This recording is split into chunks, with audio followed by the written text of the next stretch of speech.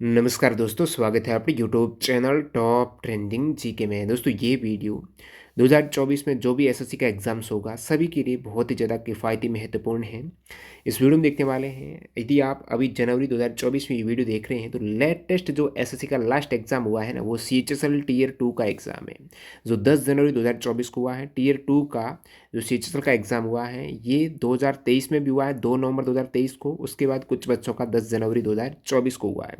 तो ये जो टोटल 2 शिफ्ट में टियर 2 का एग्ज़ाम हुआ है, इसमें जीके के 40 सवाल प्रत्येक शिफ्ट में। टियर 2 में सीएचएसएल में 20 सवाल आते हैं, तो 20 + 20 यहाँ पर 40 क्वेश्चंस इस वीडियो में एक्स्ट्रा फैक्ट सहित कवर करने वाले हैं। विशेषकर आने वाले जो लेटेस्ट एग्जाम जीडी जैसे एग्जाम एसएससी के आएंगे उनके लिए बहुत ही इंपॉर्टेंट वीडियो है। एंड तक बने रहना है आपको। पीडीएफ फाइल के लिए एक बार वीडियो देखेंगे, उसके बाद पीडीएफ इन चीज़ें रिवाइज करेंगे तो वो आपकी कंठस्थ हो जाएगी, दिमाग में फिट हो जाएगी। पीडीएफ के लिए आपको टेलीग्राम चैनल ज्वाइन करना है, जिसकी लिंक डिस्क्रिप्शन बॉक्स में है। डायरेक्टली टेलीग्राम पर जाकर आप @10GK सर्च करके भी पीडीएफ से ज्वाइन हो सकते हो टेलीग्राम से, वहाँ से पीडीएफ मिल जाएगी। देखिएगा, शुरुआत करते हैं एसएससी सीएचएसएल की 2 नवंबर 2023 का जो पेपर हुआ, उसके बाद देखेंगे 10 जनवरी 2024 का पेपर। तो आपके सामने जो पहला सवाल है, प्लेटफॉर्म ऑफ प्लेटफॉर्म्स के लॉन्च से संबंधित कौन सा कथन सही है? तो ये करंट अफेयर का क्वेश्चन है। पीओपी प्लेटफॉर्म ऑफ प्लेटफॉर्म्स, इसके लॉन्च से संबंधित ये तीन स्टेटमेंट नहीं, 4 कथन आपको दे रखे हैं। उनके नीचे कूट है कौन कौन से सही है। तो यहाँ पर स्टेटमेंट मैं आपको बता दूं कौन से करेक्ट है। तो ये जो पीओपी योजना है, इसमें जो पहला स्टेटमेंट है ये गलत है। इन्होंने कहा है कि केंद्रीय कृषि और किसान कल्याण मंत्री ने अक्टूबर 2022 में कर्नाटक में राष्ट्रीय कृषि बाजार इनाम के तहत पीओपी की शुरुआत की। ये गलत है, क्योंकि जो पीओपी है, प्लेटफॉर्म ऑफ प्लेटफॉर्म्स, यह नेशनल एग्रीकल्चर मार्केट ई नाम ENAM इसके तहत लॉन्च की गई योजना। पीओपी की शुरुआत से किसानों को अपने राज्य की सीमा के बाहर उपज बेचने में सुविधा होगी। राज्य के बाहर भी वो ट्रेडिंग कर सकते हैं अपनी फसल की। तो ये 2016 में किसान, व्यापारी, खरीदारों के लिए वस्तु के ऑनलाइन व्यापार की सुविधा के लिए भारत सरकार द्वारा राष्ट्रीय कृषि बाजार या इनाम नामक जो ऑनलाइन ट्रेडिंग प्लेटफॉर्म है, इसको लॉन्च किया गया था। इसी की ये पहल है, पीओपी प्लेटफॉर्म ऑफ प्लेटफॉर्म्स। तो ये आपके इनाम के अदर, यदि आप यहाँ पर स्टेटमेंट देखेंगे तो पहला तो गलत है। दूसरा, 1018 किसान उत्पादक संगठन और उनको 37 करोड़ से अधिक का इक्विटी अनुदान जारी किया गया, जिसमें लगभग 3.5 लाख किसानों को लाभ होगा। करेक्ट है। इनाम सेवा प्रदाताओं को प्लेटफॉर्म्स के प्लेटफॉर्म है इनके रूप में एकीकृत करता है, जिसमें समग्र सेवा प्रदाता, लॉजिस्टिक सेवा प्रदाता, गुणवत्ता आश्वासन सेवा प्रदाता, स्वच्छता श्रेणीकरण, पृथक्करण और पैकेजिंग सेवा प्रदाता आदि शामिल है। अलग अलग प्लेटफॉर्म के 41 सेवा प्रदाता पीओपी के अंतर्गत आते हैं, जिसमें विभिन्न मूल्यवान श्रृंखला सेवाओं जैसे व्यापार, गुणवत्ता जांच, गोदाम, फिनटेक, बाजार की जानकारी, परिवहन आदि की सुविधा प्रदान की जाती है। तो ये वाले स्टेटमेंट 2, 3, 4 करेक्ट हैं, न कि 1। अगला सवाल आपके सामने, मूसलाधार बारिश का मौसम जिसमें अक्सर ओलावृष्टि के साथ प्रचंड हवाओं और स्थानीय तड़ित झंझा देखने को मिलती है। तड़ित झंझा का मतलब जो बिजली कड़कती है ना, चमकती है ना, उसकी बात हो रही है। तो मूसलाधार बारिश के समय ओलावृष्टि के साथ में तड़ित झंझा, इस टाइप से जो एक तूफान है ना, ये पश्चिम बंगाल में ये तूफान आता है इन विशेषताओं के साथ में, उसको क्या कहा जाता है? तो ये काल बैसाखी कहा जाता है। ये खराब है। काल बैसाखी कहाँ पर आती है? पश्चिम बंगाल में आती है, ध्यान रखना। अदर विकल्प की ओर नज़र दौड़ाएंगे आप, मावट लू क्या है? तो लू है ये गर्मियों के दरमियान जो शुष्क हवाएं चलती हैं, गर्म हवाएं चलती हैं, विशेषकर उत्तरी मैदानी क्षेत्र है उत्तर भारत में, बिहार से लेकर पंजाब तक। तो ये लू कहलाती है, जो गर्मियों में शुष्क गर्म हवाएं चलती है। अब यहाँ पर मावट का भी दे रखा विकल्प। मावट क्या होती है? सर्दियों में जो वर्षात होती है ना, शीत चक्रवात के कारण, पश्चिमी विक्षोभों के कारण जो वर्षात होती है सर्दी ऋतु में, उन्हें मावट कहा जाता है स्थानीय भाषा में। अब यहाँ पर आप देखेंगे फूलों वाली बौछार आम्र वर्षा का भी उल्लेख है। तो इसका मतलब ये हुआ कि आम्र वर्षा तो होती है केरल और कर्नाटक के तटीय क्षेत्र में, और ये वर्षा, आम्र वर्षा, आम पकते हैं इसलिए इसे आम्र वर्षा नाम दिया गया। कहाँ पर होती है ये इंपॉर्टेंट पूछा जाता है। फूलों वाली बौछार है, ये भी केरल और निकटवर्ती क्षेत्र में कहवा के फूल खिलने के लिए होती है। अगला सवाल देखें उससे पहले इस टाइप के सवाल का प्रैक्टिस करने का बेहतरीन प्लेटफॉर्म टेक्स्ट बुक के पास की बात कर लेते हैं। जो कैंडिडेट है एग्ज़ाम की तैयारी करते हैं और पूरा सिलेबस कवर कर लेते हैं, उसके बावजूद उनका सिलेक्शन नहीं होता। कारण क्या है कि आपने तैयारी तो की है, सिलेबस भी कंप्लीट किया, उन तैयारियों को एग्ज़ाम से पहले परखा नहीं है, अनुभव प्राप्त नहीं किया है। तो एक्सपीरियंस गेन करने के लिए, टाइम मैनेजमेंट के लिए, एग्ज़ाम में कॉन्फिडेंस के लिए टेक्स्ट बुक का पास प्रो ज्वाइन करके वहाँ पर ढेरों मॉक टेस्ट लगाइए। क्योंकि पास प्रो में आपको कितने मॉक टेस्ट मिलेंगे? 70,000 प्लस मॉक टेस्ट मिल जाएंगे टेक्स्ट बुक पास प्रो में। क्योंकि यहाँ पर 17,000 तो एक तरीके से प्रीवियस ईयर के पेपर, जो एग्जाम में पेपर आता है ना, वो सेम टू सेम पेपर यहाँ पर आपको पहले से ही मिल जाएगा। उसी के जैसा पेपर जो पहले एग्जाम में आ चुका उन पर आधारित पेपर है। तो टेस्ट टू पास प्रो में सभी एग्जाम्स के मॉक टेस्ट एक ही पास में मिल जाता है। अभी जो कूपन कोड चल रहा है, ऑफर चल रहा है, वो TTJ के कूपन कोड यूज करके test to pass pro join करेंगे तो इस पास में आपको 12% का डिस्काउंट मिल जाएगा। न्यू कैंडिडेट जो टेक्स्ट बुक से नहीं जुड़े हैं तो यहाँ पर आप मिस हो जाएंगे एग्जाम में, फिर कहेंगे ये सवाल आता हुआ गलत हो गया क्योंकि आपने प्रैक्टिस नहीं की है। तो यहाँ पर आपको 640 प्लस एग्जाम्स के मॉक टेस्ट मिल जाएंगे। एक बार आप जुड़ जाइएगा पास से, 640 प्लस एग्जाम, जो भी एग्जाम आए, रेलवे आए, SSC आए, बैंकिंग आए, डिफेंस आए, स्टेट पुलिस का आए, आप यहाँ पर मॉक टेस्ट दे पाएंगे। अभी जो वैलिडिटी चल रही है 6 मंथ की इस पास की, पास प्रो की, TTJ के कूपन कोड यूज करके ज्वाइन कर सकते हो, लिंक डिस्क्रिप्शन बॉक्स में है। अगला सवाल है सवाल नंबर 3, निम्नलिखित कथनों को पहचानिए, सही गलत क्या है इसमें। भारत की जनगणना 2011 के अनुसार 7 बहनें, जो 7 सिस्टर पूर्वोत्तर राज्य है ना, उनमें मिजोरम में साक्षरता दर सबसे अधिक है। पहला स्टेटमेंट। भारत की जनगणना 2011 के अनुसार बिहार में साक्षरता दर सबसे कम है। तो दूसरा स्टेटमेंट ये है। ये तो दोनों कथन सही प्रतीत हो रहे हैं। देख लेते हैं दोनों कथन सही वाला कौन सा, 3 वाला करेक्ट होना चाहिए। अब पूर्वोत्तर में सर्वाधिक साक्षरता है ना, वो मिजोरम की है। पूर्वोत्तर में आप देखेंगे 7 सिस्टम में मिजोरम की हाईएस्ट लिटरेसी रेट है। और भारत में साक्षरता दर कितनी है? 74% है। सभी स्टेट की भारत में साक्षरता देखते हैं जहां से एग्जाम में डायरेक्टली सवाल बनते हैं। भारत की 74%, जिसमें मेल पुरुषों की साक्षरता है 82.14 और महिलाओं की है 65.46। तो ये फैक्ट आपको देखने हैं, एग्जाम में आता है। मेल साक्षरता है 82, फीमेल है 65। और इस टेबल में आप देखेंगे हाईएस्ट लिटरेसी है केरला की। केरला की 94% साक्षरता है दोस्तों। और तो पुरुष में भी सबसे अधिक केरला की है, महिला में भी सबसे अधिक साक्षरता केरला की है। और केंद्र शासित प्रदेश की देखेंगे ना, हाईएस्ट साक्षरता में टॉप 2 में आता है केंद्र शासित प्रदेश लक्षद्वीप। और ओवरऑल में केंद्र शासित प्रदेश में लक्षद्वीप की साक्षरता सबसे अधिक है, 91.85 है।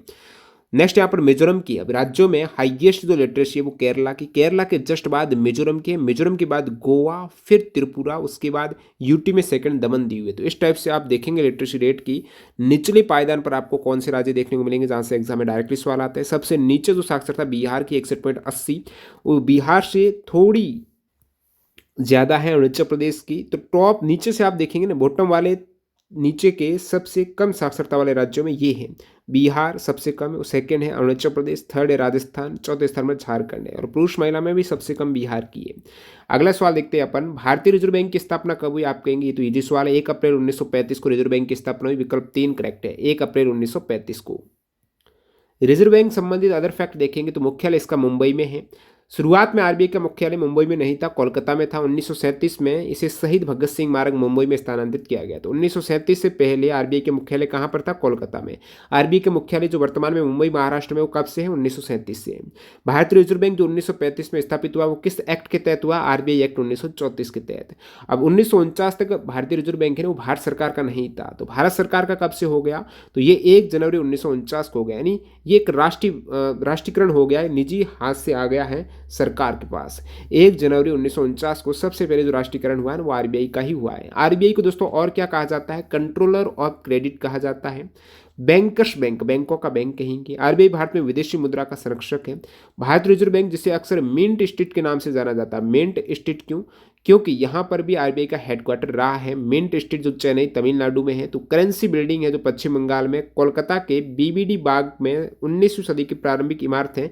करेंसी बिल्डिंग कहाँ पर है? कोलकाता में, जहाँ पर RBI का हेडक्वार्टर रहा है 1937 तक। ठीक है, इस इमारत में 1935 से 37 के दरमियान हेडक्वार्टर रहा। मूल इमारत वैसे 1833 में आगरा बैंक की कलकत्ता शाखा के लिए ये बनाई गई थी। नेक्स्ट अपने RBI की जो वर्तमान में गवर्नर है ना, वो 25वें गवर्नर हैं। इनका नाम है शक्तिकांत दास, जो कि 2018 को बने थे। नेक्स्ट यहाँ पर लिस्ट दी गई है, सूची दी गई है, उनको मिलान करना है। ठीक है, तो आप लिस्ट देखेंगे। वॉरेन हेस्टिंग्स की अवधि क्या है? लॉर्ड कॉर्नवालिस की क्या है? Sir John Shore, Lord Wellesley की क्या है? तो वॉरेन हेस्टिंग्स क्या है?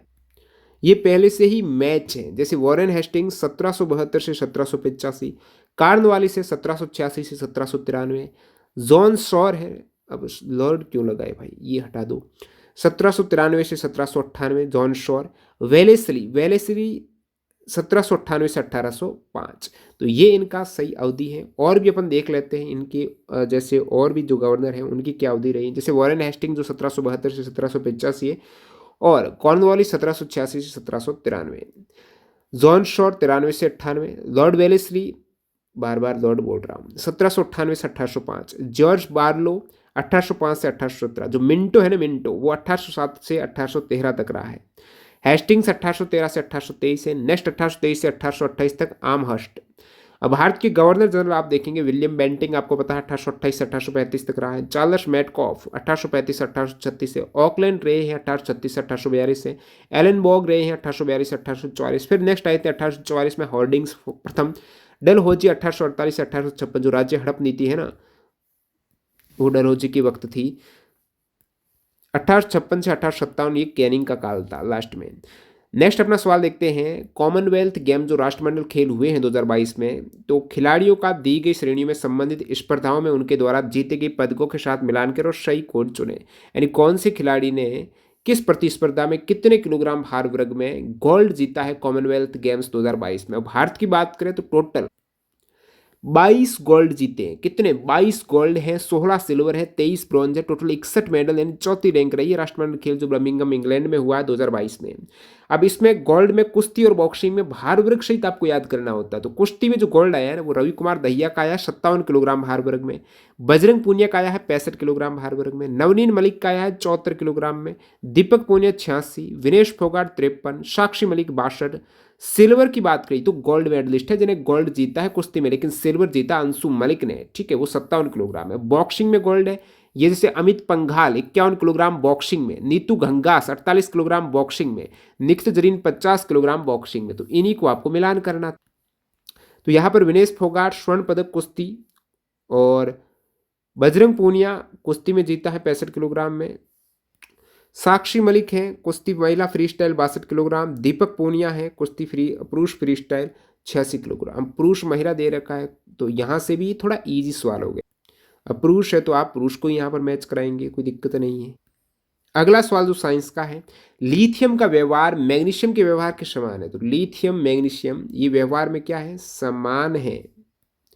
इस प्रकार की समानता को सामान्यतः कहा जाता है, ये विकिरण संबंध है। जो लिथियम प्रथम ग्रुप में है, मैग्नीशियम दूसरे ग्रुप में, तो इस टाइप से ये दूसरे आवर्त में है, ठीक है। तो ये एक तरीके से क्रॉस विकिरण संबंध बनाते हैं, विकिरण संबंध डायगोनल रिलेशनशिप है इनके मध्य। नेक्स्ट, आयोडीन की कमी से हार्मोन की अपर्याप्त मात्रा उत्पन्न होती है। आयोडीन की कमी से थायरॉक्सिन हार्मोन की अपर्याप्त मात्रा उत्पन्न होती है। ये थायरॉक्सिन हार्मोन किस ग्रंथि से निकलता है? तो थायराइड ग्रंथि से। जो गले में अपने ग्रंथि होती है ना, थायराइड ग्रंथि, उसी से निकलता है थायरॉक्सिन हार्मोन। और थायरॉक्सिन हार्मोन की कमी से क्या है, ये जो थायराइड ग्रंथि ये सूजन आ जाती है और फूला फूला लगता है गला हुआ, तो ये थायरॉक्सिन हार्मोन की कमी के कारण होती है। और ये थायरॉक्सिन हार्मोन कमी आयोडीन की कमी से आती है। नेक्स्ट अपना सवाल है, खेलो इंडिया यूथ गेम्स 2023 में निम्नलिखित में राज्यों का उनसे संबंधित रैंक के साथ मिलान करें। अब खेलो इंडिया यूथ गेम्स 2023 में जो टॉप 4 वाले राज्य हैं उनका मिलान करना है आपको। तो खेलो इंडिया यूथ गेम्स 2023 में टॉप महाराष्ट्र ने किया है। महाराष्ट्र प्रथम, हरियाणा द्वितीय, तृतीय है मध्य प्रदेश, ठीक है, चतुर्थ है राजस्थान। तो यहाँ पर A3 आपको देखना है और B4 देखना है। देखते हैं A3 B4। तो A3 B4 केवल एक ही विकल्प में ए में करेक्ट है, तो ये वाला करेक्ट हो जाएगा। तो यहाँ पर महाराष्ट्र ने टॉप किया है खेलो इंडिया यूथ गेम्स 2023 में। सेकंड हरियाणा कर रहा है, थर्ड मध्य प्रदेश का। तो मध्य 1 से 3 बीच में हरियाणा आ गया।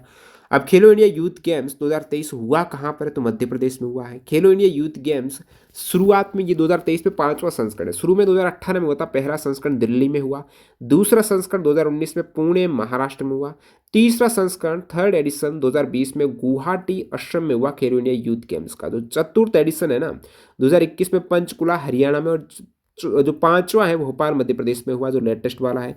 ये था खेलो इंडिया यूथ गेम्स। आपको जरूरी नहीं यूथ गेम्स से ही पूछे आने वाले एग्जाम्स में, आपको खेलो इंडिया यूनिवर्सिटी गेम्स से पूछ ले, क्या पता। तो आप कहेंगे 2023 में खेलो इंडिया यूनिवर्सिटी गेम्स हुआ है ना, इसमें पंजाब विश्वविद्यालय ने टॉप किया है, विजेता है पंजाब यूनिवर्सिटी।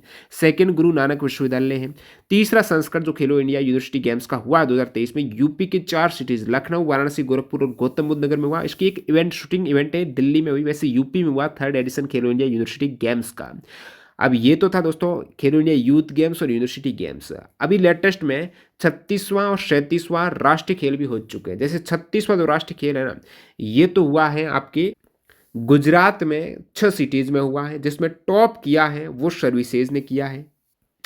हालांकि मेडल ज़्यादा महाराष्ट्र के जरूर थे, लेकिन गोल्ड जो ज़्यादा है ना वही टॉप करता। तो सर्विसेज के 61 गोल्ड थे। मेडल के अकॉर्डिंग महाराष्ट्र को जो ट्रॉफी मिली है वो मेडल्स के अकॉर्डिंग महाराष्ट्र को।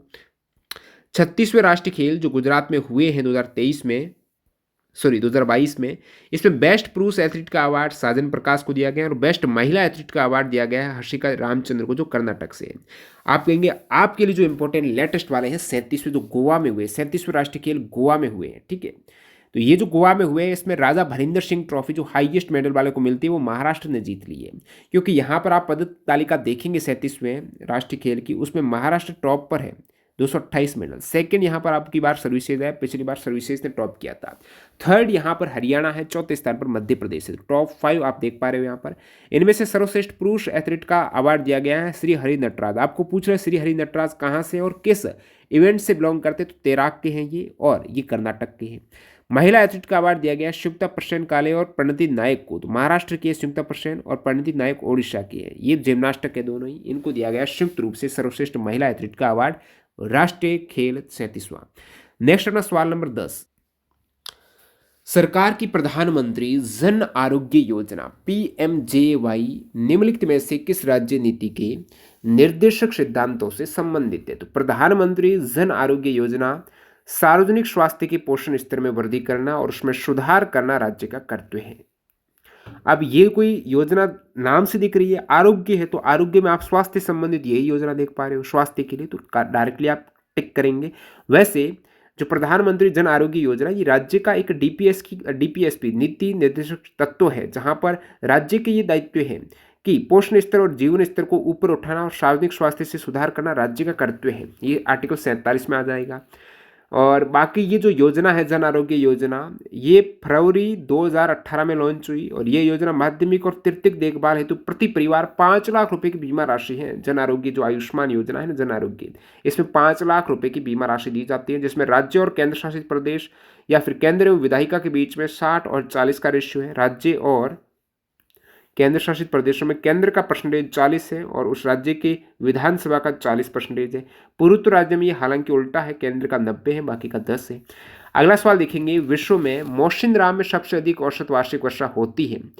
तो ये जो मौसिनराम में मेघालय में सबसे अधिक वर्षा होती है, तो ये बंगाल की खाड़ी की मानसूनी हवा पहाड़ी से कौन सी पहाड़ी से टकराती, तो बंगाल की खाड़ी है इस साइड राइट साइड में, तो उनकी मानसूनी हवाएं खासी पहाड़ी से टकराती और वहां पर बरसात हो जाती। तो ये जो मौसिनराम स्थान है मेघालय राज्य की पूर्वी खासी हिल्स जिले में स्थित है। नेक्स्ट है, which of the following statement about GDP and welfare are correct? GDP और जो ग्रॉस डोमेस्टिक प्रोडक्ट है नहीं, अपने देश की सीमा के भीतर जितना भी एक साल में प्रोडक्शन हुआ है ना, उत्पाद हुआ है ना, वो GDP कहलाएगी। चाहे विदेशी कंपनी कर रहे हो, भारत के लोग कर रहे हो, उसकी सीमा में हो रहा, भारत की सीमा में हो रहा एक वर्ष में जो भी फाइनल प्रोडक्शन आपके सामने निकल के आ रहा है, चाहे उसे बेचो या ना बेचो, कंपनी ने बना दिया है, एक यूनिट बन चुकी है, तो वो GDP में काउंट होगी। अब GDP से कल्याण का क्या अर्थ है? GDP यदि बढ़ेगी तो क्या कल्याण होगा? बिल्कुल, GDP और कल्याण है वो रिलेटेड है। GDP बढ़ेगी तो लोगों को क्या है, ज़्यादा GDP का मतलब ज़्यादा प्रोडक्शन हो रहा है, ज़्यादा वस्तुएं बन रही है और वस्तु बनाने में लेबर काम आएगी, यानी भारत के लोगों को रोजगार मिलेगा। तो वेलफेयर उनका हुआ ना, कल्याण हुआ ना, उन्हें रोजगार मिला। तो ये दोनों चीज़ें रिलेटेड है। GDP of a country is indicator of welfare of the people. बिल्कुल, लोगों के कल्याण का सूचक है GDP, correct statement. If GDP is rising the welfare may not rise equally. GDP and welfare both are not related each other, ये गलत है, दोनों एक दूसरे से संबंधित है। अब GDP बढ़ेगी तो ये जरूरी नहीं कि कल्याण भी उसी अनुपात में बढ़े, जैसे GDP 2 गुना तो कल्याण भी 2 गुना हो, ये आवश्यक नहीं है। GDP में यदि नॉमिनल GDP देख लेंगे तो वो मुद्रास्फीति के, यदि महंगाई ज़्यादा बढ़ेगी तो नॉमिनल GDP बढ़ जाएगी, तो ये चीज़ें थोड़ा रिलेट नहीं करती हैं। तो वेलफेयर जरूर रिलेट करता है, GDP संबंधित है, लेकिन इक्वली दोनों ही गुणा में समानुपाती नहीं कहेंगे आप। तो यहाँ पर ओनली एक और दो करेक्ट है। GDP is rising, the welfare will not rise equally, और जीडीपी इंडिकेटर है कल्याण का, कल्याण लोगों के कल्याण का। नेक्स्ट है निम्नलिखित में से कौन से statement servant of India society के बारे में सही है। तो यहाँ पर कथन आप देखेंगे दो स्टेटमेंट है सर्वेंट ऑफ इंडिया सोसाइटी से संबंधित। पहला statement, servant of India society की स्थापना गोपाल कृष्ण गोखले ने की थी। बिल्कुल करेक्ट है, गोपाल कृष्ण गोखले ने ही सर्वेंट ऑफ इंडिया सोसाइटी की स्थापना 12 जून 1905 को की थी। कहां पर की थी? महाराष्ट्र के पुणे जिले में फर्ग्यूसन पहाड़ी पर की थी। तो सर्वेंट ऑफ इंडिया सोसाइटी की स्थापना फर्ग्यूसन पहाड़ी जो पुणे महाराष्ट्र में, वहां पर गोपाल कृष्ण गोखले ने 1905 में की थी। दिमाग में फिट कर देना कि सर्वेंट ऑफ इंडिया सोसाइटी है, सर्वेंट है तो गोपाल जी है, सर्वेंट है सेवक है अपन गोपाल के, अपन कृष्ण जी के सर्वेंट है, सेवक है। तो अपन किसके सेवक है? सर्वेंट्स ऑफ इंडिया, जितने भी इंडिया के सेवक है वो कृष्ण जी के हैं। गोपाल कृष्ण गोखले ने इसकी स्थापना की। कब से की है? 1905 में की थी, जब स्वदेशी आंदोलन सामने आया था। सोसाइटी ने शिक्षा, सामाजिक कल्याण, दलितों के उत्थान, समाज के वंचित वर्गों की बेहतर जैसी राष्ट्र निर्माण गतिविधियों पर ध्यान केंद्रित किया। बिल्कुल करेक्ट स्टेटमेंट है, ए और बी दोनों करेक्ट है। विटामिन के बारे में गलत का चयन कीजिए। विटामिन देखिएगा, पहला स्टेटमेंट, अधिकांश विटामिन हमारे शरीर में पर्याप्त मात्रा में संश्लेषित नहीं हो पाते हैं। तो ये स्टेटमेंट तो करेक्ट है। सारे विटामिन अपने शरीर में थोड़े ही बनते हैं, आपको बाहर से लेने पड़ेंगे। विटामिन ज़्यादातर किस में मिलते हैं? सब्जियों में मिलते हैं, फ्रूट से मिलते हैं अपन को, जो भी हरी चीज़ें हैं, फल फ्रूट सब्जियाँ। आंत में कुछ बैक्टीरिया विटामिन का उत्पादन नहीं करते। भाई करते हैं ना बैक्टीरिया, विटामिन के कहाँ है? आंत में से, आंत से ही बन जाएगा, ठीक है। तो बैक्टीरिया करते हैं आंत से, तो ये वाला स्टेटमेंट गलत दे रखा है, तो दो करेक्ट हो जाए। विटामिन कार्बनिक यौगिक है, बिल्कुल है। पौधे लगभग सभी विटामिनों का संश्लेषण कर सकते हैं, बिल्कुल। पेड़ पौधों से आपको सारे विटामिन मिल जाएंगे। आंत में कुछ बैक्टीरिया विटामिन का उत्पादन नहीं करते, गलत है, क्योंकि विटामिन के वह विटामिन है जो बड़ी आंत में, जो कॉलन आपकी लार्ज इंटेस्टाइन है ना, उसमें बैक्टीरिया द्वारा संश्लेषित होता है। विटामिन की बात हो ही रही है, थोड़ा और डीप डाइव मारते हैं इसके अंदर। जैसे कि विटामिन शब्द पहली बार किसने काम में लिया? तो विटामिन शब्द का पहली बार प्रयोग केशिमर फंक ने किया था। विटामिन हमारे शरीर के लिए पोषक तत्व है जो शरीर को सही कार्य करने, वृद्धि और विकसित होने के लिए, बीमारियों को न अपने शरीर में आने के लिए विटामिन कंज्यूम करना, रेगुलर रूप से लेना जरूरी है। विशेषकर विटामिन सी और बी है ना, ये आपके शरीर में ठहरते नहीं, स्टोर नहीं होते, ये जल में घुलनशील है, आपके विसर्जित हो जाते हैं मूत्र के रूप में, जिस प्रकार भी जल से जो भी चीज़ें प्रभावित होती हैं उनसे। तो बी और सी आपको कंज्यूम करना पड़ेगा। विटामिन B12 बहुत ज़्यादा आवश्यक है, ठीक है। तो विटामिन सी है, ये बहुत इंपॉर्टेंट पोषक तत्व है। विटामिन को सह एंजाइम के रूप में भी जाना जाता है, तो ध्यान रखिएगा। और शरीर स्वयं विटामिन का श्रावण नहीं करता, उसे भोजन या पूरक आहार के माध्यम से आपको लेना पड़ेगा। कुल 13 विटामिन है दोस्तों। आप कहेंगे 13 कहाँ से? तो बी कॉम्प्लेक्स में काफ़ी विटामिन आ जाएंगे, A, C, D, E, K और बी कॉम्प्लेक्स, तो टोटल मिला के 13 विटामिन है। इनका रासायनिक नाम आपके दिमाग में होना चाहिए, क्योंकि यहाँ से अक्सर कॉम्पिटिटिव एग्जाम से सवाल आ जाता है। जैसे विटामिन ए को रेटिनॉल, ए से आपकी रेटिनॉल, आपकी रेटिना, आपकी आंखें हैं ना वो स्वच्छ रहती है। विटामिन ए ज़्यादा से ज़्यादा कंज्यूम करो, मतलब क्या कंज्यूम करना है आपको? सर्दियों में गाजर लेनी ज़्यादा से ज़्यादा, वहाँ से आपको विटामिन ए मिलेगा। विटामिन B1 को थायमिन, ए को रेटिनॉल, B1 को थायमिन, B2 को राइबोफ्लेविन, B3 को नियासिन, B5 को पेंटाथोनिक एसिड, B6 को पायरिडॉक्सिन, B7 को बायोटिन, B9 को फोलिक एसिड और B12 को कोबालमिन, C को एस्कॉर्बिक एसिड, D को कैल्सिफेरॉल, E को टोकोफेरॉल, विटामिन K को फाइटोनाइन। नेक्स्ट अपना सवाल, बाकी यहाँ पर आप देख सकते हो, ऐसा कौन सा विटामिन है जो हार्मोन के रूप में कार्य करता है? तो विटामिन डी हार्मोन के रूप में कार्य करता है, जो किडनी द्वारा निर्मित रक्त में कैल्शियम की सांद्रता को नियंत्रित करता है। विटामिन डी हार्मोन के रूप में कार्य करता है, जो कि आप उनको ज़्यादातर विटामिन डी सूर्य की रोशनी से मिलता है। विटामिन की कमी से होने वाले रोग भी देख लो भाई, लगे हाथ ये भी देख लो, क्या पता एग्जाम में आ जाए और आपका कोई दिमाग से मिस हो जाए। विटामिन ए की कमी से रतौंधी या जीरोफथलेमिया, सी से स्कर्वी, B1 से बेरीबेरी, डी से जो सूखा रोग हो जाता है रिकेटस रोग, ई से जनन शक्ति कम होना, B12 और B6 की कमी से एनीमिया रोग हो जाएगा, रुधिर का स्राव होना या फिर थक्का नहीं जमेगा यदि विटामिन के की कमी है, B3 से त्वचा पर दाद, B7 से लकवा, शरीर में दर्द हो जाएगा। गृह मंत्रालय विभाग किसके पास है? जुलाई 2023 तक, इस जो सवाल पूछा गया ना वो जुलाई 2023 तक की करंट अफेयर्स को ध्यान में रखते हुए।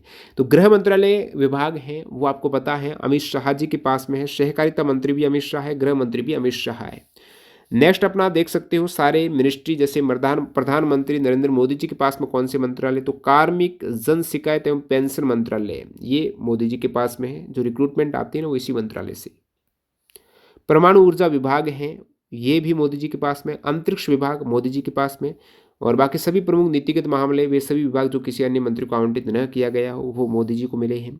कैबिनेट मंत्री आप देखेंगे राजनाथ सिंह रक्षा मंत्री हैं, अमित शाह गृह मंत्री सहकारिता, नितिन गडकरी है सड़क परिवहन, सीतारामन निर्मला सीतारामन वित्त मंत्रालय इनके पास है, कॉर्पोरेट कार्य मंत्रालय, सुब्रमण्यम जयशंकर विदेश मंत्री हैं, अर्जुन मुंडा है जनजातीय कार्य मंत्रालय, कृषि एवं किसान कल्याण मंत्रालय इनके पास में, स्मृति जुबिन ईरानी है, एक तो ये महिला एवं बाल विकास मंत्रालय, सेकंड अल्पसंख्यक कार्य मंत्रालय, पीयूष गोयल है वर्तमान में वाणिज्य एवं उद्योग मंत्रालय, कपड़ा मंत्रालय इनके पास में है उपभोक्ता कार्य में, धर्मेंद्र प्रधान शिक्षा मंत्रालय इनके पास में, कौशल विकास एवं उद्यमिता मंत्रालय, प्रहलाद जोशी संसदीय कार्य मंत्रालय इंपॉर्टेंट है, कोयला मंत्रालय, खान मंत्रालय प्रहलाद जोशी, नारायण तातू राणे ये एमएसएमई जो सूक्ष्म लघु एवं मध्यम उद्योग मंत्रालय है वो नारायण तातू राणे के पास में, सर्बानंद सोनोवाल है पत्तन पोत परिवहन जलमार्ग मंत्रालय, आयुर्वेद योगा आयुष मंत्रालय ना ये सर्बानंद सोनोवाल के पास में। नेक्स्ट यहाँ पर डॉक्टर वीरेंद्र कुमार सामाजिक न्याय एवं अधिकारिता मंत्रालय वीरेंद्र कुमार, गिरिराज सिंह ग्रामीण विकास मंत्रालय पंचायत राज मंत्रालय गिरिराज सिंह, ज्योतिरादित्य सिंधिया है नागरिक विमान मंत्रालय इस्पात मंत्रालय, अश्विनी वैष्णव रेल मंत्री है, संचार मंत्री है, इलेक्ट्रॉनिक सूचना प्रौद्योगिकी मंत्रालय, पशुपति कुमार पारस खाद्य प्रसंस्करण उद्योग मंत्रालय, गजेंद्र सिंह शेखावत के पास में जल शक्ति मंत्रालय। नेक्स्ट किरण रिजिजू भू विज्ञान मंत्रालय, श्री राजकुमार सिंह बिजली मंत्रालय नवीन एवं नवीकरण ऊर्जा मंत्रालय, हरदीप सिंह पुरी पेट्रोलियम एवं प्राकृतिक गैस मंत्रालय आवास एवं शहरी कार्य, मनसुख एल मंडाविया स्वास्थ्य मंत्रालय और रसायन उर्वरक मंत्रालय, भूपेंद्र यादव है पर्यावरण मंत्री है श्रम मंत्री है, महेंद्र नाथ पांडे है भारी उद्योग मंत्री। नेक्स्ट यहाँ पर पुरुषोत्तम रूपाला है पशुपालन और डेयरी मत्स्य मंत्री, संस्कृति मंत्रालय पर्यटन मंत्रालय ये श्री जी किशन रेड्डी के पास में, अनुराग सिंह ठाकुर है खेल मंत्री है, सूचना एवं प्रसारण मंत्री है।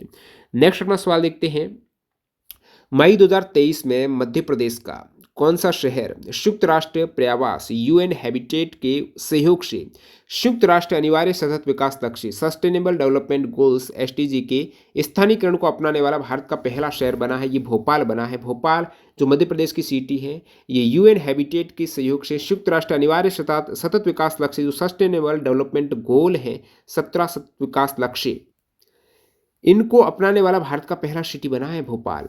नेक्स्ट अपना सवाल है सूची को सम्मिलित करना है, जैसे स्थितिज ऊर्जा है तो यहाँ पर स्थितिज ऊर्जा ये पन बिजली संयंत्र जो हाइड्रो पावर प्लांट है ना इसमें पोटेंशियल एनर्जी होती है। रासायनिक ऊर्जा होगी आपकी डीजल जनरेटर में कौन सी एनर्जी होगी रासायनिक। गतिज ऊर्जा सोलर थर्मल से गतिज ऊर्जा। विकिरण ऊर्जा सूर्य से होगी विकिरण ऊर्जा। गतिज ऊर्जा आपके पवन चक्की, ये कहाँ क्या बता रहा हूँ, पवन चक्की से गतिज ऊर्जा। पवन चक्की जो चलती है ना रेगिस्तान जो इलाका मरुस्थल इलाका है वहाँ पर पवन चक्कियाँ बहुत हैं और वहाँ से ये चलती है तो गतिज ऊर्जा है। और सूर्य से जो अपने रोशनी पहुँचती है वो विकिरण के फॉर्म में पहुँचती है। अग्नि से आग से जो आपको रोशनी मिलती है ना वो भी विकिरण के फॉर्म में मिलती है। और विकिरण को किसी भी माध्यम की आवश्यकता नहीं रहती, तो सूर्य से बिना माध्यम से आपको ऊर्जा मिल जाती है। और आप कहेंगे बहुत से ऐसे ग्रह हैं जहाँ पर सूर्य से रोशनी आती है क्योंकि माध्यम की आवश्यकता नहीं रहती है रोशनी के लिए, विकिरण फॉर्म में वो आ जाएगी। जो चीज़ चलती है उससे गतिज ऊर्जा हो जाएगी। तो ये आपके C2D1। और स्थितिज ऊर्जा के लिए आपने देखा पन बिजली संयंत्र हैं जो स्थिर है, रासायनिक ऊर्जा डीजल जनित्र। बाकी अदर एग्जाम्पल भी आप देख सकते हो स्थितिज ऊर्जा किसमें होती है। उठाया गया भार है फिक्स्ड चीज जहां पर भी स्थिर है वहां पर स्थितिज ऊर्जा है। बांध के पीछे का पानी स्थितिज ऊर्जा। एक ओवरहेड टंकी में पानी स्थितिज ऊर्जा। खींचा गया रबर बैंड स्थितिज ऊर्जा। कुंडलित स्प्रिंग स्थितिज ऊर्जा होगी।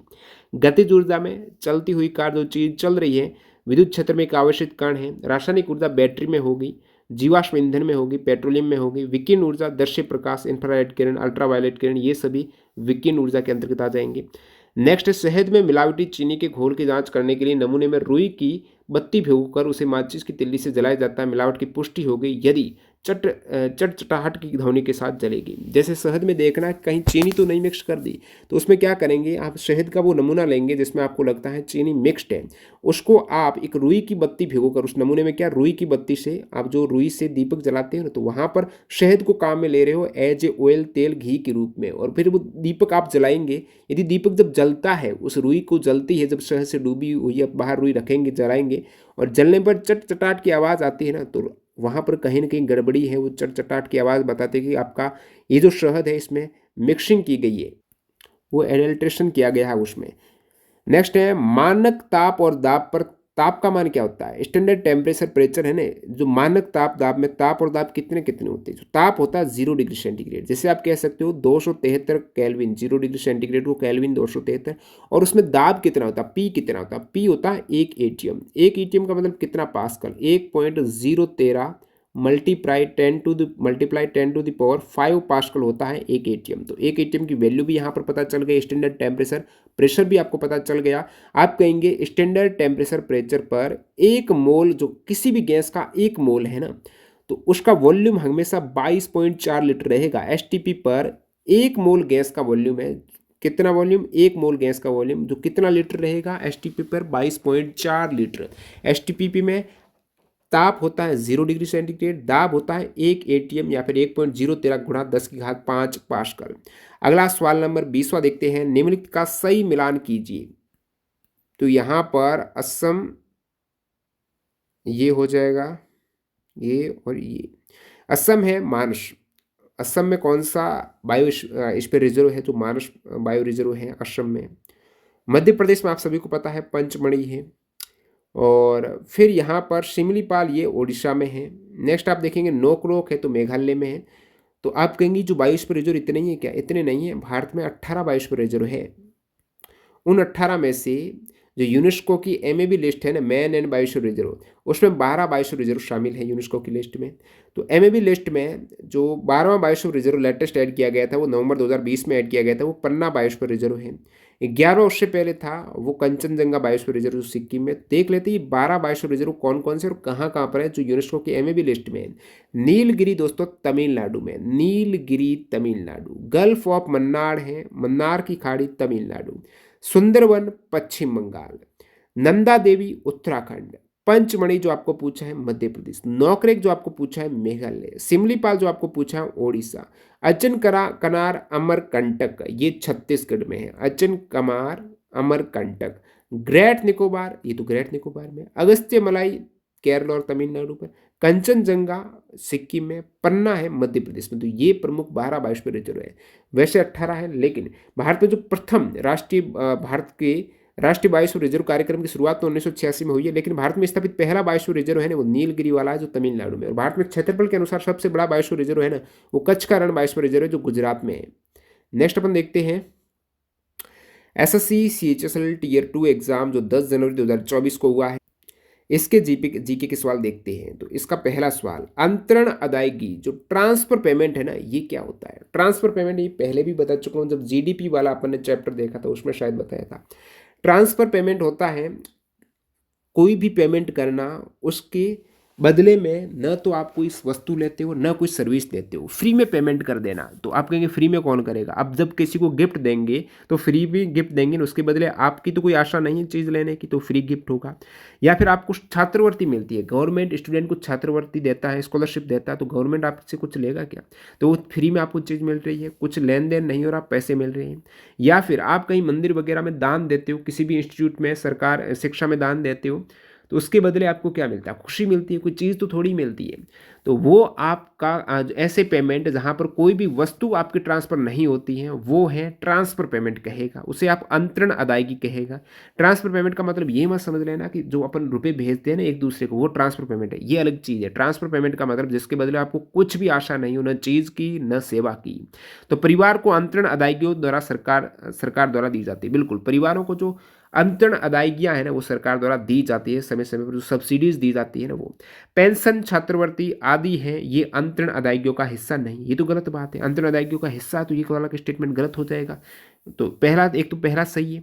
अंतरण अदायगियों का उपयोग प्राय समाज के भीतर आय को पुनः वितरित करने के लिए एक माध्यम के रूप में, बिल्कुल आय समाज को देना, जो गवर्नमेंट ने टैक्स लिया उसी को दोबारा देना, तो वो एक अच्छा काम है, सरकार सेवा कर सकती है। तो 1 और 3 करेक्ट है, ऑप्शन 1 और 3। ट्रांसफर पेमेंट मैंने आपको बता दिया, इसके उदाहरण में दान, गिफ्ट, सब्सिडी, बेरोजगारी भत्ता, पेंशन, छात्रवृत्ति। नेक्स्ट सवाल देखते हैं इस शिफ्ट का। सवाल है आपका न्यूमेरिकल का। सीधी सड़क पर 10 किलोमीटर प्रति घंटा की चाल से गति करती हुई एक बस 2 मिनट में अपनी चाल 70 किलोमीटर प्रति घंटा बढ़ा देती है। बस का औसत त्वरण ज्ञात कीजिए। बस है, ठीक है। तो बस का औसत त्वरण आपको पूछा है ना, तो यहाँ पर आप विकल्प देखेंगे। सबसे पहले ऑप्शन देखो कौन सी यूनिट में पूछा है, तो किलोमीटर पर आप निकालते हो, किलोमीटर पर घंटा देख रखा है, यहाँ पर मिनट दे रखा है और सवाल में किलोमीटर प्रति मिनट स्क्वायर पूछा है, तो आप सबसे पहले किलोमीटर पर घंटा को किलोमीटर पर मिनट करेंगे। जैसे 10 किलोमीटर को मेरे को किलोमीटर पर मिनट करना, तो मैं क्या करूँगा, तो 10 किलोमीटर पर घंटा है, घंटे को मिनट में बदलते हो तो आप क्या करते हो, 1 घंटे में 60 मिनट होते हैं, तो मैं डायरेक्टली 60 से भाग दे दूंगा, तो आप कहेंगे 10/60 किलोमीटर पर मिनट। मैंने घंटे के स्थान पर 60 मिनट कर दिया, 60 यहाँ पर ले लिया, तो इसको काटेंगे तो 1/6 किलोमीटर पर मिनट हो जाएगा। इसी प्रकार आप 70 को आप कन्वर्ट करेंगे, 70 किलोमीटर प्रति घंटा बराबर हो जाएगा 70/60, या फिर कह सकता हूँ 7/6 किलोमीटर पर मिनट। अब नेक्स्ट आपको क्या पूछा है, बस का औसत त्वरण ज्ञात कीजिए। अब एक्सेलरेशन ज्ञात करना है। ये देखिए दो वेग है, सीधी सड़क पर 10 किलोमीटर से ये हो गई 70, 2 मिनट में हो गई, समय लिया इसने 2 मिनट है। और यहाँ पर आप देखेंगे तो ए बराबर होता है v-u/t। वेग में परिवर्तन की दर को त्वरण कहते हैं। तो वेग में परिवर्तन कितना हुआ, यानी अंतिम वेग माइनस प्रारंभिक वेग करेंगे, तो अंतिम वेग यहाँ पर दोस्तों है वो है 7/6, जो कि आप v कहेंगे, और u है 1/6। शुरुआत में वेग था ना, और अंतिम वेग है, तो 7/6 में से 1/6 आप सबसे पहले तो माइनस करेंगे, तो आप कहेंगे ये तो हो जाएगा 6/6, यानी ये तो 1 हो गया, यानी v-u कितना हो गया, 1 हो गया, तो इसके स्थान पर 1 ले लिया। अब t कितना आपके पास में, t आप कहेंगे 2 मिनट है, यहाँ पर भी 2 मिनट में आ रहा है तो 2 कर दो, तो 1/2 ये किलोमीटर पर मिनट स्क्वायर हो जाएगा। 1/2 का मतलब 0.5 किलोमीटर पर मिनट स्क्वायर, ऑप्शन 1 करेक्ट है। अगला सवाल देखते हैं, ग्रीन हाउस प्रभाव में वृद्धि के लिए प्रमुख रूप से क्या उत्तरदायी है। ग्रीन हाउस गैस के आप देखेंगे तो CO2 की बढ़ती मात्रा, CO2 बढ़ रहा है तो ग्रीन हाउस प्रभाव में वृद्धि हो रही है CO2 की बढ़ती मात्रा के कारण। बाकी ग्रीन हाउस गैसेज की बात करें तो CO2 है, मेथेन ग्रीन हाउस गैस है, नाइट्रस ऑक्साइड N2O है ग्रीन हाउस गैस, जल वाष्प ग्रीन हाउस गैस में आता है, ओजोन ग्रीन हाउस गैस है, क्लोरोफ्लोरोकार्बन, हाइड्रोक्लोरोफ्लोरोकार्बन, हाइड्रोफ्लोरोकार्बन, ये सभी भी ग्रीन हाउस गैसेज के अंतर्गत आते हैं। भारत में सूक्ष्म वित्त संस्थाओं के लिए दिशा निर्देश किसने जारी किया। अब सूक्ष्म वित्त संस्था है तो RBI ने इसकी गाइडलाइन जारी की है, रिजर्व बैंक ऑफ इंडिया ने। भोजन और ऊर्जा की कमी के कारण होने वाले गंभीर अल्पपोषण को क्या कहा जाता है। यहाँ पर दोस्तों भोजन और ऊर्जा, भोजन ही कम ले रहे हो तो वहां पर आपको ये हो जाएगा मरस्मस या सूखा रोग हो जाएगा।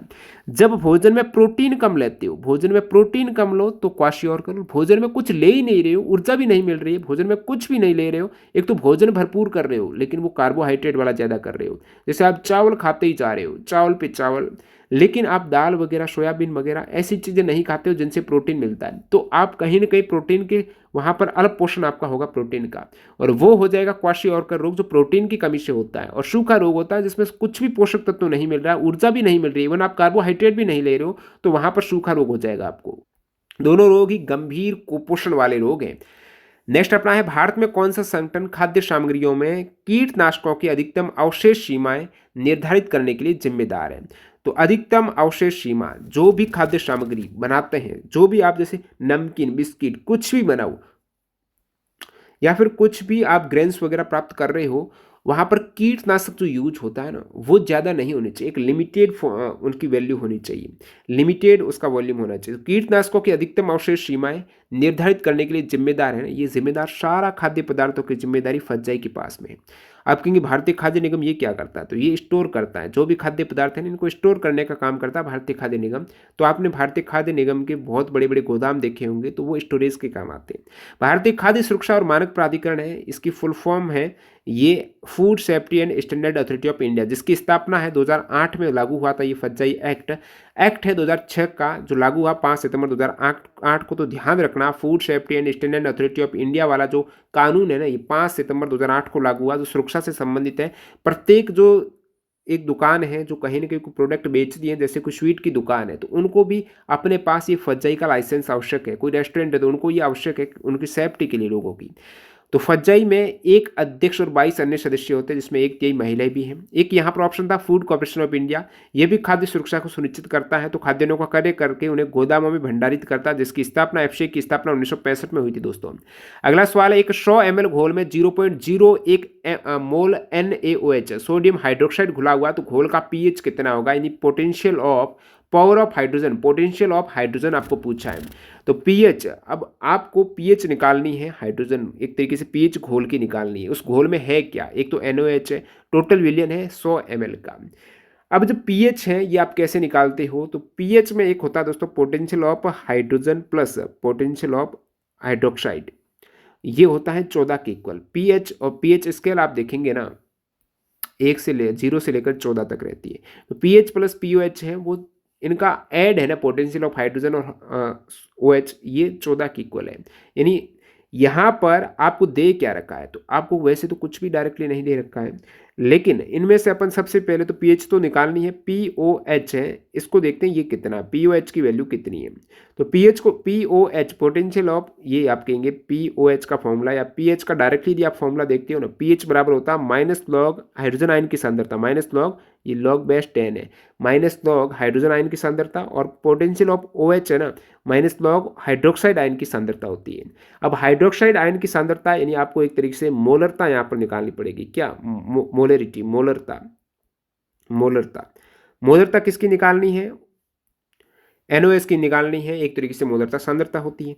तो यहाँ पर आप निकालेंगे मोल बट्टा टोटल वॉल्यूम कितना है, मात्रा कितनी है। मोल तो आपको दिख रहा है, मोल है 0.01 और टोटल कितना है विलियन 100 ml। अब ध्यान रखना टोटल जो विलियन है ना वो लीटर में होना चाहिए ना कि ml में। तो 100 ml को मैं लीटर में बदलूंगा तो किससे भाग दूंगा, आप कहेंगे 100 ml को जब लीटर में बदलेंगे तो 1000 से भाग देंगे, ठीक है। तो भाग 1000 करूंगा तो भाग ऊपर चला जाएगा, तो यहाँ पर 2 0 से 2 0 कैंसिल आउट है। अब 1 0 इससे गुणा होकर 0.1 हो जाएगा। तो मोलरता यानी OH आयन की सांद्रता 0.1 आ गई। अब यहाँ पर मैं क्या करूँगा, POH कितनी आ जाएगी, माइनस लॉग 0.1, 0.1 क्या मैं 10 की घात -1 लिख सकता हूँ, क्यों लिखा वो बता दूंगा, 10 की घात -1 लिख दिया, ठीक है। अब 10 की घात, अब आप लॉग यदि हटाते हो ना, बेस 10 से ध्यान रखना, 10 से 10 हट जाएगा, लॉग हट जाएगा पूरा, तो वहां पर ये जो घात है ना वो आगे आ जाती है। तो घात कितनी है, माइनस तो आगे था ही था माइनस लॉग, और -1 और आ गया तो 1 हो गया। तो पीओएच कितना हो गया, 1 हो गया। आपने कहा पीएच प्लस पीओएच बराबर 14 होता है, तो पीओएच तो 1 है, तो पीएच बराबर कितना होगा, 14 - 1 यानी 13 हो गया। तो यहाँ पर 13 करेक्ट हो जाएगा, ठीक है। अगला अपन सवाल देखते हैं, दीनदयाल अंत्योदय योजना राष्ट्रीय शहरी आजीविका मिशन के साथ संयुक्त राष्ट्र विकास कार्यक्रम की साझेदारी से संबंधित निम्नलिखित में से कौन सा कथन सही है। करंट अफेयर्स का सवाल है दोस्तों। तो यहाँ पर स्टेटमेंट आप देखेंगे, यूएनडीपी और दीनदयाल अंत्योदय योजना नेशनल जो अर्बन लाइवलीहुड मिशन ने एक सहयोगी साझेदारी में प्रवेश किया, जिसका उद्देश्य महिलाओं को उद्यमिता के क्षेत्र में अच्छी तरह से सूचित कैरियर विकल्पों को चुनने के लिए सशक्त बनाना। तो महिलाओं को सशक्त बनाना है ताकि वो बहुत ही अच्छे ढंग से अपने कैरियर विकल्प को चुन सकें। तो महिलाओं को उद्यमिता में इस टाइप से खुद का एंटरप्रेन्योरशिप करके उद्यमिता के क्षेत्र में खुद का बिजनेस इस प्रकार कर सके, उनको सशक्त बनाना यूएनडीपी DAY NULM का उद्देश्य है, यानी दीनदयाल अंत्योदय योजना राष्ट्रीय शहरी आजीविका मिशन का उद्देश्य है। तो ये तो एक करेक्ट स्टेटमेंट है। साझेदारी अपने स्वयं के, ये जो साझेदारी हुई है यूएनडीपी के साथ में, संयुक्त राष्ट्र विकास कार्यक्रम के साथ में, तो साझेदारी अपने स्वयं के उद्यम शुरू करने और उन्हें विस्तारित करने, अपने खुद का बिजनेस उन्हें विस्तारित करने की जो इच्छुक महिलाओं हैं उनको सहायता प्रदान करेगी ये। और विशेष रूप से देखभाल अर्थव्यवस्था, डिजिटल अर्थव्यवस्था, विद्युत गतिशीलता, अपशिष्ट प्रबंधन, खाद्य पैकेजिंग और अन्य क्षेत्र में महिलाओं को यहाँ पर हेल्प करने वाली है यूएनडीपी। ये भी करेक्ट स्टेटमेंट है। उद्यमिता विकास को बढ़ावा देना और उद्यम विकास में तेजी लाने पर केंद्रित 5 वर्ष की परियोजना, ये 5 की नहीं है दोस्तों, ये 3 वर्ष की है, 2025 तक आगे बढ़ाया गया है। और ये 10 शहरों को कवर करेगी, नहीं 8 शहर है। तो ये जो स्टेटमेंट है ना कि उद्यमिता विकास को प्रोत्साहित करने और उद्यम विकास में तेजी लाने पर केंद्रित 3 वर्ष की योजना है, 2025 तक आगे बढ़ाया गया और प्रारंभिक चरण में 8 शहर को कवर करेगी। तो ये वाला स्टेटमेंट गलत है तीसरा। चौथा स्टेटमेंट सही है कि यूएनडीपी चयनित परियोजना स्थलों में बीज सखी नामक सामुदायिक स्वास्थ्य सलाहकार विकसित करने के इस पहल में योगदान देगा। यूएनडीपी इस टाइप से बीज सखी को विकसित करेगा। तो 1 2 4 करेक्ट है, 3 वाला मैंने करेक्ट कर दिया, क्या उसमें गलती थी। नेक्स्ट अपना सवाल है, प्रार्थना समाज के बारे में कौन से कथन सही है। तो 2 स्टेटमेंट है। प्रार्थना संस्कृत में प्रार्थना समाज धार्मिक और सामाजिक सुधारों के लिए एक आंदोलन था और प्रार्थना समाज की स्थापना 1863 में दादोबा पांडुरंग और उनके भाई आत्मानंद पांडुरंग ने की थी। दोनों स्टेटमेंट क्या है, करेक्ट है। नेक्स्ट सवाल है, भारत में निम्नलिखित में से कौन सा शहर सबसे पहले मानसूनी वर्षा का सामना करता है। तो मानसूनी वर्षा सबसे पहले तिरुवनंतपुरम में, तिरुवनंतपुरम जो केरला की सिटी है वहां पर सबसे पहले मानसूनी वर्षा आती है। और मानसूनी वर्षा का मतलब जो वर्षा सबसे पहले आपको मिलती है जुलाई सितंबर के दरमियान जो मानसून में होती है, दक्षिण पश्चिम मानसून के कारण ये बरसात आती है, सबसे पहले तिरुवनंतपुरम केरला में आती है। और ये केरल में और कर्नाटक महाराष्ट्र के तटीय क्षेत्र में सबसे पहले दक्षिण पश्चिम मानसून की बरसात आती है, जो जुलाई से सितंबर के मध्य होता है ये मानसून। आप कहेंगे जो जाता हुआ मानसून है, यानी अक्टूबर से दिसंबर के दौरान का मानसून है, उससे सबसे अधिक बरसात कहाँ पर होती है? तमिलनाडु में होती है। ये मानसून होता है उत्तर पूर्वी मानसून। अगला सवाल है, गैस से विशेषकर ऑक्सीजन और कार्बन डाइऑक्साइड जलीय जीवों और पौधों की उत्तरजीविता के लिए आवश्यक है। वायुमंडल से गैसें किस माध्यम से जलीय जीवों और पौधों तक पहुंचती हैं? तो वायुमंडल से जितने भी गैसेज हैं जलीय जीवों में जाती हैं, पौधों तक जो गैसेज जाती हैं वो प्रसरण के द्वारा जाती है। प्रसरण का मतलब फैलना, तो गैसें फैलती है और इनके पास चली जाती है। प्रसरण का मतलब फैलना। अदर विकल्प आप देखेंगे ऊर्ध्वपातन। ऊर्ध्वपातन का मतलब ठोस से डायरेक्टली गैस में कन्वर्ट हो जाना। बीच में द्रव अवस्था उसको छोड़ के डायरेक्टली गैस में हो गया, जैसे कपूर है, नेप्थलीन है, ये इनके उदाहरण हैं। वाष्पन में क्या होता है? द्रव से वाष्प बनना, ठीक है, द्रव से वाष्प बन गई यानी गैस बन गई, ठीक है, द्रव से गैस। और संघनन इसका उल्टा है, गैस से यदि द्रव वापस बन जाए, गैस से द्रव, गैस को आपने कहीं ना कहीं ठंडा कर दिया, कूल कर दिया, तो वो द्रव में कन्वर्ट हो जाएगी, वो संघनन हो जाएगा। तो वाष्पन और संघनन एक दूसरे के रिवर्स है। किसी पारिस्थितिकी तंत्र के ऊर्जा प्रवाह आरेख में ऊर्जा का प्रवाह शाकाहारी जीवों में किससे होता है? अब ऊर्जा का प्रवाह जो शुरुआत ऊर्जा की होती है ना, आप कहेंगे सूर्य से ऊर्जा मिलती है, बिल्कुल सही है। सूर्य से ऊर्जा लेता कौन है? पेड़ लेते हैं। किससे? फोटोसिंथेसिस के द्वारा, प्रकाश संश्लेषण के द्वारा पेड़ पौधे अपना भोजन स्वयं बनाते हैं। तो स्वपोषीय पेड़ पौधे, जो भी स्वपोषीय अपना भोजन स्वयं बनाते हैं, विशेषकर पेड़ पौधे, उनके पास ऊर्जा आ जाएगी 1%। सूर्य यदि 100% ऊर्जा देता है, ये 1% ही ऊर्जा ले पाएंगे। इनके पास जो ऊर्जा आएगी उनका वो केवल 10% किसको दे देगा? ये दे देगा पेड़ पौधे जो इनको सेवन कर रहा, शाकाहारी। शाकाहारी पेड़ पौधे क्या है? उत्पादक है, ठीक है, तो उत्पादक आ जाएगा। तो शाकाहारी जीव है ना, वो ऊर्जा कहाँ से लेंगे? पेड़ पौधों से लेंगे। पेड़ पौधे क्या है? उत्पादक, तो उत्पादकों से होगी। अब शाकाहारी से फिर उनको खाएंगे, वो मांसाहारी है, उन्हीं से फिर 10% ऊर्जा जाएगी। जितना शाकाहारी लेंगे उनकी 10% है। इस टाइप से ये ऊर्जा का नियम है 10% का। तो उत्पादक क्या होता है? पारिस्थितिकी तंत्र में पौधे उत्पादक हैं, जो उत्पादन करते हैं, सबसे पहले भोजन बनाते हैं। उपभोक्ता क्या होता है? जो उन भोजन को खाता है, मांसाहारी वगैरह है, वो उपभोक्ता। शाकाहारी भी हो सकता है, पेड़ पौधों को खाएगा, वो शाकाहारी भी है, लेकिन जो उन शाकाहारियों को खाएगा वो मांसाहारी है। तो उन्हें उपभोक्ता कहेंगे जो भोजन स्वयं नहीं बनाते हैं, भोजन के लिए पौधे एवं अन्य जीवों पर निर्भर रहते हैं। अब घटक क्या है जो किस पर निर्भर रहते हैं? मृत शरीर को अपघटित करते हैं। ऐसे मृत सड़े गले पेड़ पौधों को अपघटित करते हैं, मृत शरीर को अपघटित करते हैं, वो अपघटक है, जो कि कवक है या फिर बैक्टीरिया है, वो अपघटक है। अब ये जो अभी आप देख पा रहे हो पोषण स्तर है ना, जो उत्पादक है ना, हरे पौधे पोषण स्तर का पहला है, पहला पोषण स्तर है हरे पौधे। और प्राथमिक उपभोक्ता कौन है? जो हरे पौधों को खा रहा शाकाहारी प्राणी प्राथमिक उपभोक्ता है, प्रथम पोषण स्तर का जो उपयोग कर रहा है, यानी द्वितीयक पोषण स्तर पर आ जाएगा ये। अब द्वितीयक जो उपभोक्ता है ना, यानी जो मांसाहारी है, इन प्रथम पोषी सॉरी द्वितीय पोषी स्तर के शाकाहारियों को खा रहा है, वो तृतीय पोषी स्तर में आएगा। इस टाइप से चतुर्थ पोषी स्तर भी आ गए। 2022 में एजबेस्टन में क्रिकेटर जसप्रीत बुमराह के रिकॉर्ड के संबंध में कौन से स्टेटमेंट सही है? अब जसप्रीत बुमराह ने इंग्लैंड के खिलाफ जो एजबेस्टन में 5वां टेस्ट मैच हो रहा था, तो बुमराह ने एक बहुत अच्छा रिकॉर्ड बनाया। भारतीय कप्तान उस समय थे जसप्रीत बुमराह। इन्होंने एक ओवर में 32 नहीं 29 रन बनाकर ब्रायन लारा का विश्व रिकॉर्ड तोड़ दिया था। हाईएस्ट एक ओवर में टेस्ट में 29 रन बना डाले थे। तो ये तो गलत है ना, 32 रन, तो ये वाला स्टेटमेंट गलत है। 32 के स्थान पर 29 आएगा। अब इन्होंने ब्रायन लारा का रिकॉर्ड तोड़ा एक ओवर में हाईएस्ट 29 रन का। कितने साल पुराना रिकॉर्ड था? 18 साल तक उस रिकॉर्ड पर सिर्फ ब्रायन लारा उस पर रहे थे, काबिज थे, और इसको तोड़ा है जसप्रीत बुमराह ने। 29 रन बना डाले थे इंग्लैंड के खिलाफ टेस्ट मैच में 2022 में। ब्रायन लारा ने अपने इस रिकॉर्ड के लिए दक्षिण अफ्रीका, लारा ने जो रिकॉर्ड बनाया था ना, वो दक्षिण अफ्रीका के बाएं हाथ के स्पिनर रॉबिन पीटरसन को निशाना बनाया था। और जसप्रीत बुमराह ने ये रिकॉर्ड बनाया, इन्होंने स्टुअर्ट ब्रॉड को पछाड़कर टेस्ट क्रिकेट में एक ओवर में सर्वाधिक रन बनाने का विश्व रिकॉर्ड बनाया है। तो जसप्रीत बुमराह ने स्टुअर्ट ब्रॉड की बॉल पर 29 रन बनाकर टेस्ट क्रिकेट में एक ओवर में सर्वाधिक रन बनाने का विश्व रिकॉर्ड बनाया। इससे पहले ब्रायन लारा के पास रिकॉर्ड था, 2003-04 से कंटिन्यू रिकॉर्ड था। 2 जुलाई 2022 को रिकॉर्ड बनाया गया। भारत और इंग्लैंड का मैच था, 5वां टेस्ट जो एजबेस्टन में हुआ था। नेक्स्ट अपना सवाल देखते हैं। निम्नलिखित अधिनियम नीतियों का उन संबंधित वर्षों के साथ मिलान करें जिनमें उन्हें लागू किया गया है। तो ये लागू की बात करें, पेट्स इंडिया एक्ट है 1784 करेक्ट है। सती प्रथा 1829 करेक्ट है। बंगाल का स्थायी बंदोबस्त 1793। सहायक संधि जो हुई थी 1798। ये चारों ही मेल खा रखे हैं, 1 2 3 4। अब यहाँ पर अलग अलग गवर्नर जनरल या फिर वायसराय के वक्त बहुत से ऐसे एक्ट आए, कानून आए, काम हुआ। वो कौन कौन से ऐसे कानून एक्ट हैं?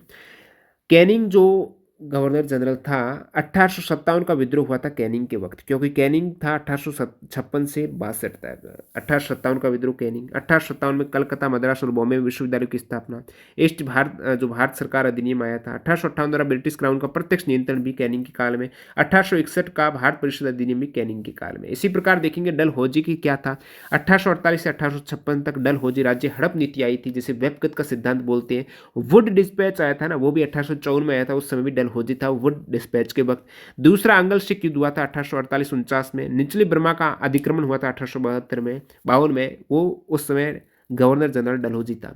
विलियम बेंटिंग था 1828 से 1835 तक, जब सती प्रथा का उन्मूलन हुआ था, उसमें बैटिंग कर रहे थे, बैटिंग 1829 में हुआ था ना। वॉरेन हेस्टिंग्स था 1773 से 1785, जब रेगुलेटिंग एक्ट आया था, उस समय वायसराय कौन था? Warren Hastings. Pitt's India act के समय भी 1784 में वॉरेन हेस्टिंग्स। सालाबाई की संधि में, रोहिला युद्ध में, प्रथम मराठा युद्ध में, ये सभी वॉरेन हेस्टिंग्स के काल में। कार्नवालिस 1786 से 1793, और स्थायी बंदोबस्त आई थी 1793 में, वो कार्नवालिस के काल में। तीसरा मैसूर युद्ध है, श्रीरंगपट्टनम की संधि कार्नवालिस के काल में। वेलेस्ली के काल में एक सहायक संधि आई थी 1798 में। चौथा मैसूर युद्ध हुआ था, दूसरा मराठा युद्ध हुआ था। लिट्टन के काल में शस्त्र अधिनियम आया था 1878 में, और वर्नाकुलर प्लेस एक्ट 1878 में लिट्टन के काल में आया था। रिप्पन के काल में वर्नाकुलर प्लेस एक्ट रद्द हुआ था, इल्बर्ट बिल विवाद हुआ था। पहला कारखाना एक्ट है वो रिप्पन के काल में आया। शिक्षा पर हंटर आयोग इंपोर्टेंट है, रिप्पन के काल में हंटर आयोग, और वर्नाकुलर प्लेस एक्ट आया था लिट्टन के काल में। नेक्स्ट अपना सवाल नंबर 35 देखते हैं। नीति निर्माण के लिए राज्य द्वारा पालन किया जाने वाला कौन सा निर्देशक सिद्धांत नहीं है? कौन सा डीपीएसपी में नहीं आता है? गलत स्टेटमेंट कौन सा इनमें से? तो यहाँ पर एक स्टेटमेंट है, पहला ही, आर्थिक व्यवस्था के संचालन से धन का संकेंद्रण करना। बिल्कुल गलत है। नीति निर्माण के लिए राज्य द्वारा आर्थिक व्यवस्था के संचालन से धन का संकेंद्रण करना नहीं होता। धन एक व्यक्ति को थोड़ा ही मिलना चाहिए, सभी के पास जाना चाहिए आर्थिक व्यवस्था में। तो राज्य को यह है कि धन सभी को मिले, संकेंद्रित न हो। तो ये तो गलत स्टेटमेंट है, इन्होंने करना कर दिया है। बाकी ये बात हो रही है आर्टिकल 39 की, ये सभी आर्टिकल 39 में। आर्टिकल 39 कहता है डीपीएसपी में, राज्य के नीति निर्देशक सिद्धांत में, कि सभी नागरिकों के लिए आजीविका, अब नागरिकों की सुरक्षा कैसे करनी राज्य को, इसके लिए राज्य क्या करेगा? सभी नागरिकों के लिए आजीविका के पर्याप्त साधन का अधिकार देगा, उनको रोजगार मिले। आम भलाई के लिए समुदाय के भौतिक संसाधनों का समान वितरण करेगा, सभी को समान वितरित करेगा, न कि एक व्यक्ति को संकेंद्रित करके। पुरुष और महिलाओं के लिए समान काम के लिए समान वेतन होना चाहिए। जबरन दुर्व्यवहार के विरुद्ध, श्रमिकों और बच्चों के स्वास्थ्य और शक्ति का संरक्षण, बच्चों के स्वास्थ्य विकार के अवसर, ये सभी अनुच्छेद 39 के अंतर्गत आते हैं डीपीएसपी। अब डीपीएसपी राज्य के निदेशक सिद्धांत आर्टिकल 36 से 51 तक है, भाग 4 में।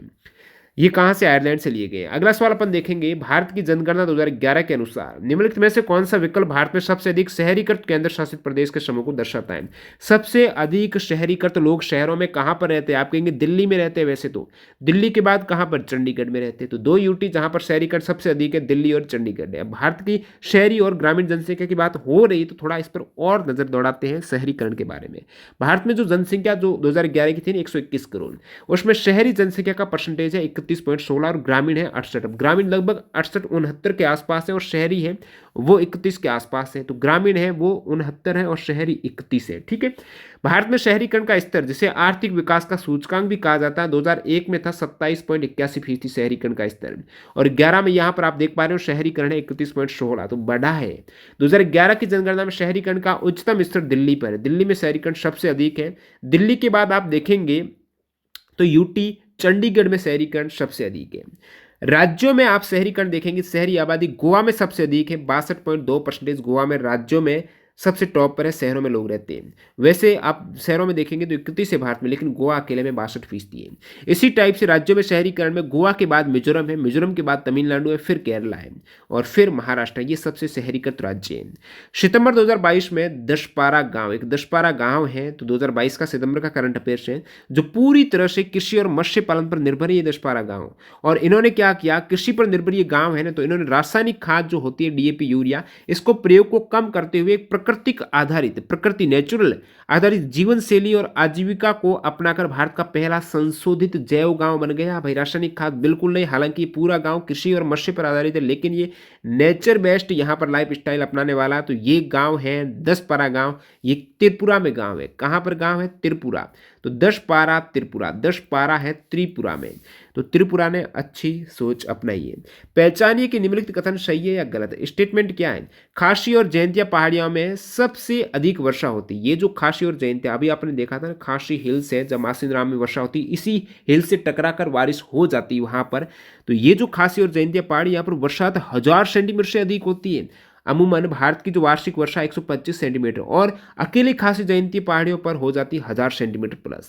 लद्दाख और अधिकांश पश्चिमी राजस्थान में वर्षा कम होती है, ज्यादा थोड़ी होती है। पश्चिमी राजस्थान में तो 25 सेंटीमीटर से कम होती है, तो अधिक वर्षा कहाँ होगी? गलत स्टेटमेंट दे रखा दूसरा। तो दो कथन गलत है, केवल एक सही है। तो बरसात की बात हो ही रही है तो यहां पर बात करते हैं जैसे पश्चिमी राजस्थान, इसके अतिरिक्त आंध्र प्रदेश, कर्नाटक, महाराष्ट्र, लद्दाख और पश्चिमी राजस्थान में 50 सेंटीमीटर से कम वर्षा होती है। भारत की औसत वार्षिक वर्षा 125 सेंटीमीटर है।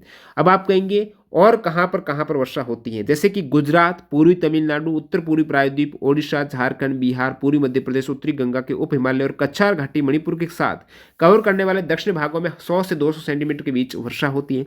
पश्चिमी तट पर पश्चिमी घाट के साथ साथ उत्तर पूर्व में उप हिमालय क्षेत्र और मेघालय की पहाड़ियों में सबसे अधिक वर्षा 200 सेंटीमीटर प्लस होती है पश्चिमी तट पर। और 50 से 100 के बीच में कहां पर होती है? पश्चिमी उत्तर प्रदेश, दिल्ली, हरियाणा, पंजाब, जम्मू कश्मीर, पूर्वी राजस्थान, गुजरात और दक्कन के पठार में 50 से 100 सेंटीमीटर के मध्य वर्षात होती है।